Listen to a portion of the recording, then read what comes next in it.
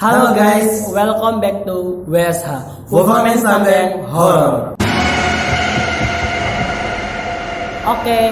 Oke, sekarang WSH mengadakan konten baru, yakni tentang review film horor. Film yang akan kita review kali ini judulnya adalah KKN di Desa Penari. Oke, langsung saja tanpa berlama-lama, mari kita review filmnya. KKN di Desa Penari ini menceritakan tentang apa, Tra? Tentang mahasiswa yang sedang ber-KKN Di sebuah mereka datang di desa tersebut melakukan suatu kesalahan, Iya. dan ada akibatnya kayak gitu ya. Tapi di awal cerita udah dijelasin kan, desa itu tuh sangat terpencil sekali. Terus desanya tidak disebutkan namanya. Tapi bagus pemandangannya. Oke. Film ini dibintangi oleh ada Agnini Haki sebagai Ayu, ada Aulia Sarah sebagai Badara Wuhi, ada Ahmad Megandara sebagai Bima, ada Tisa Biani sebagai Nur, ada Adinda Thomas sebagai Widya, Fajar Nugraha sebagai Wahyu, Diding Boneng sebagai Mbah Buyut, Calvin Jeremy sebagai Anton, Kiki Narendra sebagai Pak Prabu, dan ada terakhir Ati Sensor sebagai Ibu Sundari. Mbah. Oke. Ya, apa yang lo suka dari film ini, Tra? menurut gue sih pas adegan pas kumpul minum kopi tuh. Oh. Kan dulu kan pas Pak Prabu, Mbak Buyut sama Nur itu bertiga menyandingkan kopi kan tiga. Si Mbak Buyut kan menanyakan kepada Pak Prabu, kok ini satunya untuk siapa? Dan ada Nur yang datang. Pas itu disuruh minum kopi, kirain saya sih ada racun, ada apa ya. Tapi pas adegan berikutnya si Widya sama Wahyu sama Anton. Ayu bukan sih? Iya, Ayu pas kumpul lagi diminumin kopi itu, baru sadar bahwa setan itu menyukai kopi. Kalau gue sih adegan yang disukai dari film itu, pertama ya Widya sih, karena cantik sih, emang cantik banget di film itu tuh. Terus pas adegan dimana mama actingnya tuh bagus tuh, jadi dapat ya itu sih yang disukai paling itu. Ya boleh sih. Ya kalau yang nggak disukai dari film ini apa? Kalau saya sih banyak adegan jumpscare yang nggak ada setannya gitu. Kayak tiba-tiba keras terus gitu. hening, nggak ada apa-apa sebenarnya. Iya. Tapi pas yang paling suka sih ngintip tuh, pas ngintip pasti ada setannya, bagus sih. Contohnya ngintip apa tuh, Tra? Yang ngintip pas Widya ngintip apa? Bukan Dian tuh, terus keliling-keliling tuh. Nah itu tuh nggak dijelasin Nur tuh mau ngapain, terus gimana ya, banyak aja. Terus di pasar yang Wahyu sama siapa tuh Widya, yang di pasar mereka tuh cuma beli cilok. Masa di pasar cuma beli cilok, nggak beli bahan makanan untuk masak atau gimana?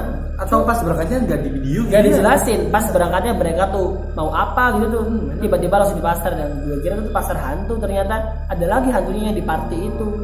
Banyak sih film ini tuh kekurangannya menurut gue ya. Banyak pertanyaan sih. Banyak hal-hal yang kita masih belum paham. Ya sekarang ke adegan memorable di film KKN di Desa Penari.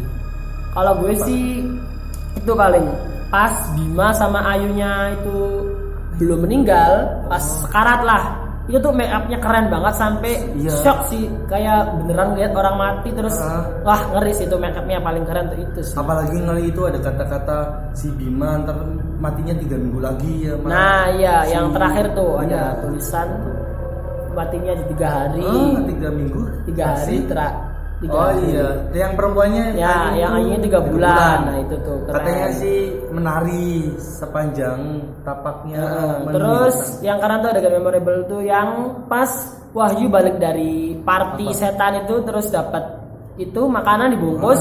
Pas dibuka itu monyet, kepala monyet ya. Tengkorak tuh. Iya. Terus kan Antonnya tuh makan cilok dia dari pasar, terus dia aja bilang, "Ini daging monyet apa bukan?" Itu sebioskop ngakak semua. Itu yang paling memorable. Kalau menurut gue sih yang memorable itu pas adegan Widya mengintip Bima yang sedang ada di kolam. Yang sama ular tuh, sama Badara Wuhinya tuh. Yang mukanya itu dia serem tuh. Tapi nggak serem-serem banget menurut gue sih.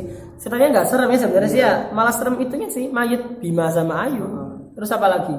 Ya terus adegan pas Nur marahin Bima tuh.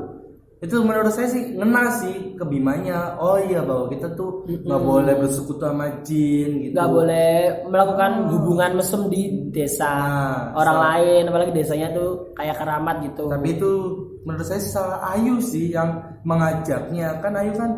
Nah itu dia yang nggak disukai dari film ini juga. Jadi mereka tuh nggak jelas tuh KKN-nya ngapain. Tiba-tiba tuh. Iya, bahkan apa sih sama cuma tulisannya tuh pondok tuh ya. Nah terus yang kedua, mereka kayak ngairin sinden, namanya yang kolam itu tuh, ngairin sinden. Pas Nur itu bilang ke Ayu yang di tembok, yang dimarahin. Nah jadi cuma 2 adegan kerjanya tuh, kita tuh bingung lah, mereka tuh kerja apa, nggak dijelasin apa. Iya ngairin sinden, cuma tuh kayak kebanyakan teror setannya sih. Pas adegan pertama-tama juga kaget, kok ada diesel, sanyo, pompa air di situ di kolam sinden. Nah, di situ. Jadi rencana mereka sebenarnya kan itu mau mengairi air ke sinden. Tapi tiba-tiba udah ada yang telah kering. Tiba-tiba udah ada selang-selangnya, nggak di videoin atau nggak difilmkan yang mereka apa?